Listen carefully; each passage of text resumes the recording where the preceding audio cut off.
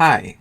A lot of this video's info is from legends and tales in Roman oral tradition, passed down for centuries and written down nearly 2,000 years ago by Roman scholars like Livy, and recounting tales from 800 to 600 BC, and the actual historical records were destroyed around 390 BC by invading Celts from the north. They sacked the city, looting as they could, and leaving. Many records were destroyed, and much of the written history and texts were lost. It was centuries later, during the centuries with Julius and Augustus Caesars, that writers like Livy, Dionysius, and Varro wrote about Rome, and those documents basically survived millennia, and here we are.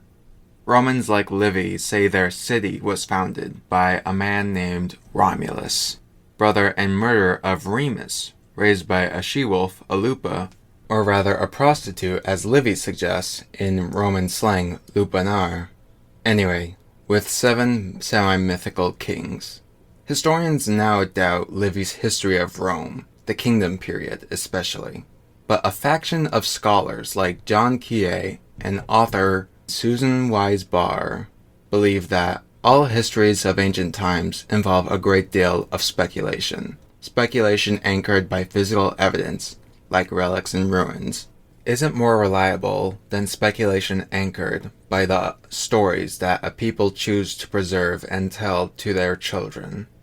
The evidence provided by ancient tales is no less important than the evidence left behind by merchants on a trade route.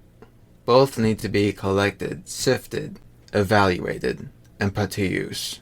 There is some truth in legends, and it can give us decent glimpses of life way back when, and reflect actual events, like the Iliad and the Trojan War. Its Greek gods aren't necessarily real, but Troy did exist. Vast destruction did occur back then, 1200 BC. Livy and Co.'s accounts are our best glimpse into Rome from the 700s BC to 500, roughly when the despotic Etruscan king of Rome was overthrown and the Roman Republic was formed. Livy's accounts are our best bet. So what I want to do is blend Livy and Co.'s accounts with actual history gauged from archaeology and sources and info we have today. I want to take Livy's kings and paint a more true picture. If you're interested, excellent. If not, that's fine. But I want to do this, and hopefully someone or ones will watch it. I will avoid using terms like likely this, probably that. I'll avoid that. And I will take some creative license. That's all. Let's go. The Indo-Europeans came from the steppe of the Ukraine. They moved east and west. The 3 sibling clans migrated into Europe, across what's now Russia and Poland. The 3 siblings split up. The Germanic tribe migrated north in Scandia and today's German lowlands. The Celtic tribe settled in the Alpine plateaus, Central Europe. And the Italic tribe migrated south across Alpine passes, first into the Po Valley. Then the Latial clan migrated south, likely on horseback. The Latials moved across the Apennines, down the Tiber, and settled in what's now Latium. This is mostly real history. Here's where the fun begins. A long ways to the east, the Achaeans, the Greeks, waged war on that great enemy, Troy.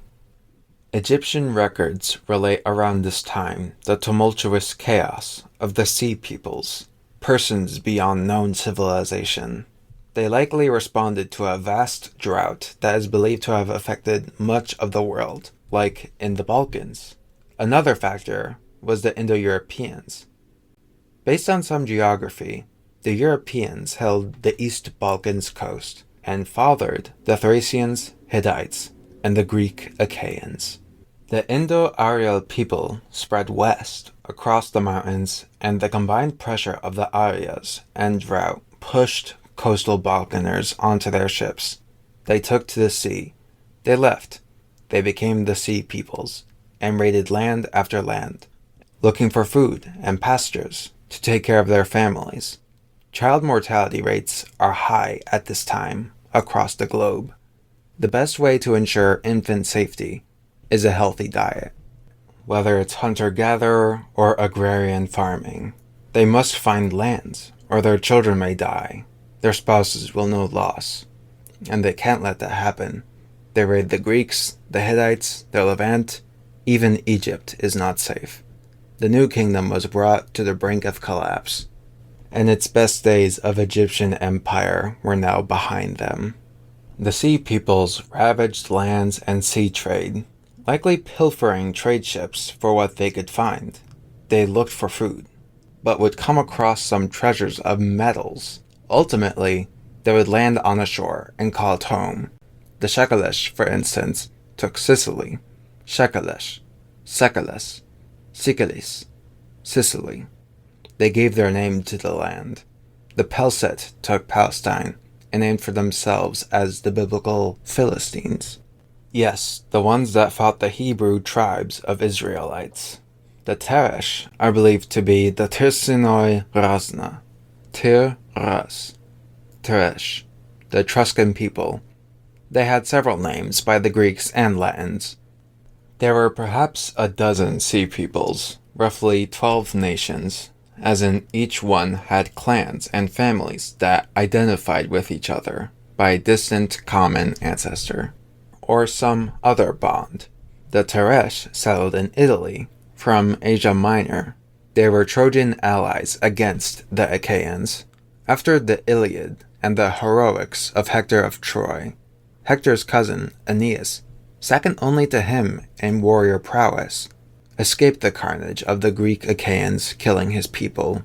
He was commanded by a vision of Hector and told to found a great new city, far away from the current destruction of Troy.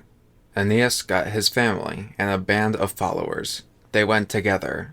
Aeneas took his household gods, small idols, but leaving Troy, his wife disappeared.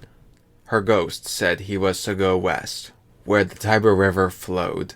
He got his ships and escaped, touching at Thrace, Crete, Sicily, and then shipwrecked.